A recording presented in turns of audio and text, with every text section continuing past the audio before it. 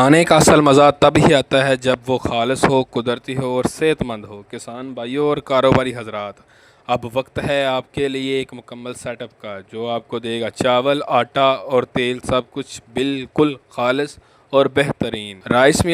Rice मशीनें, ये मशीनें आपके लिए। इस मशीनों की मदद से आप चमकदार और मोती जैसे चावल निकाल सकते हैं। सिर्फ एक बार ही आपने इसमें मूंजी डालनी है तो इसने साबुत चावल और टोटा अलग अलग करके आपको दे देना है। ताज़े आटे की खुशबू से ज़्यादा मज़ेदार कुछ नहीं, चाहे नरम नरम रोटियां हों या क्रिस्पी पराठे, ये मशीन आपको देती हैं सेहतमंद और खालिस आटा। अब बाहर की मिलावट वाली चक्कियों पे इंहिसार ख़त्म करें और ले आएँ तो भी एग्रो मशीनरी की ये फ्लोर मिलें।